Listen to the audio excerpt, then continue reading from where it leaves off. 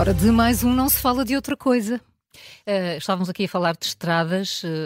As notícias de ontem acabaram também por atropelar, digamos assim, um outro acontecimento de enorme impacto, que foi a morte de Robert Redford, aos 89 anos.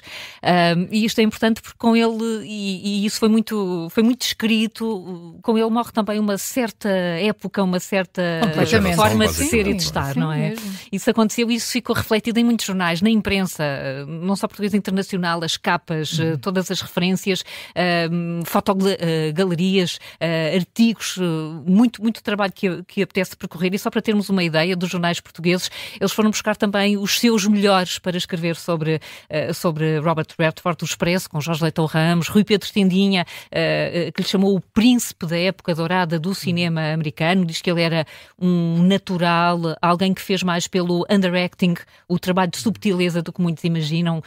Escreve que Redford tinha uma serenidade majestosa. João Lopes, no Diário de Notícias, também disse que morreu um grande contador de histórias. Aqui no Observador foi o Eurico de Barros que lhe gabou o star power, o carisma de voltagem estratosférica. O Tiago Pereira chamou-lhe um épico americano. Vasco Câmara também. E estou a falar de nomes que nós nos habituámos a escrever sobre o cinema há muitos anos, a ler. A luz mais dourada do cinema americano. E, de facto, pelas redes sociais também há imensas histórias pessoais, impressões sobre quem se interessou ou quem tem uma história sobre Robert Redford, uma história pessoal ou não, ou uma experiência só enquanto espectador de cinema. O neto de Redford, de 33 anos, pediu nas redes sociais que quem tivesse uma história favorita do avô, que lhe mandasse uma mensagem privada, porque ele dizia que gostava de colecionar essas histórias. E elas também já entraram na imprensa, e há histórias que são deliciosas, foram muitas, são deliciosas, sobretudo pela simplicidade. Eu li algumas, uma no Twitter, era muito engraçada, que era uma mulher que dizia... foi ao cinema aos 11 anos ver o primeiro filme de Robert Redford, olhou para ele e disse: eu vou casar com este homem. E então ela conta a história da vida dela, em que muitas vezes se cruzava outra vez com o filme e dizia: eu vou casar com este homem. Mas ela era mais ou menos vizinha do Redford, e conta que já muito adulta, crescida, acho que um filho, se me recordo, um filho andava na escola com um dos filhos do Robert Redford e cruzou-se com ele um dia assim e estava pessimamente vestida, com um fato foi por causa disso. Mas ela conta isto com uma beleza incrível, porque diz que ele foi simpaticíssimo, e pronto, e a história era isto. Ela não precisou de casar com ele, precisou sim de se encontrar e não terá sido a única mulher a sonhar casar com Robert Redford. Com certeza que não, isso também faz parte.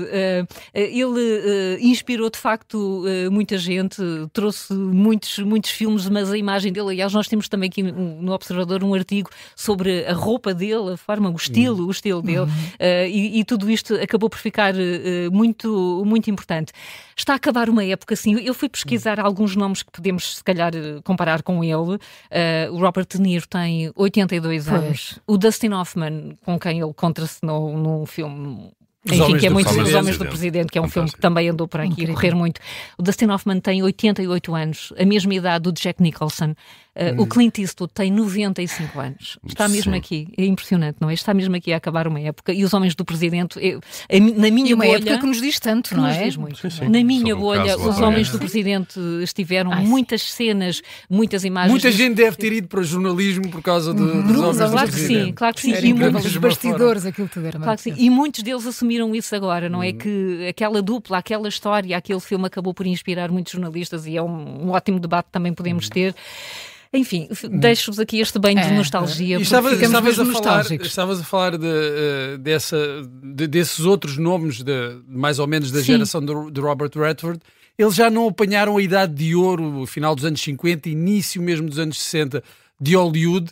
Eles fazem parte de da geração que vem depois. Sim. E se nós olharmos para Robert Redford em comparação com os outros, ele de facto tinha uma beleza quase, eu diria, indecente. Sim, porque ele era... Não custa nada dizer que era um homem lindíssimo. Era mesmo. E em comparação com o tipo de ator que passou a ser favorecido no final dos anos 60, 70, um tipo de ator diferente, naquele estilo mais realista e mais cru da Hollywood do início dos anos 70, ele era outra coisa, de facto.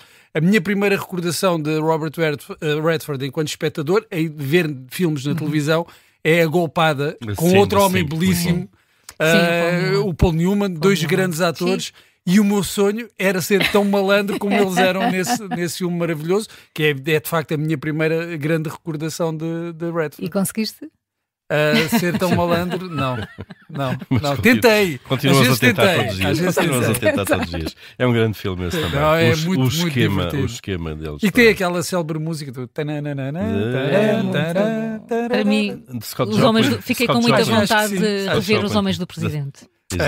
Tem muitos. De rever. E o Neto partilhou imagens tão queridas deles dois. Deixa-me só, já agora, ele foi, claro, um grande ator, mas também foi realizador. Ele ganha o único Oscar competitivo como realizador, realizando o Gente Vulgar, que é um filme que acabou por ser muito, quase, ser um ódio de estimação de muitos cinéfilos, porque ganhou Autor Enraivecido, o melhor Oscar, o Oscar de melhor filme. Eu revi há pouco tempo esse filme e não é nada mau. É um melodrama, um drama. O Gente Vulgar. Que com Donald Sutherland, Mary Tyler Moore, Timothy Hutton. É um drama, pequenino drama familiar, mas é um filme forte e eu acho que continua a ser bom tantos anos depois, só que por ter cometido esse sacrilégio de vencer o Oscar no ano em que concorria também o Autor Enraivecido, acabou por ficar com má fama junto dos cinéfilos. Eu acho que é uma má fama injusta.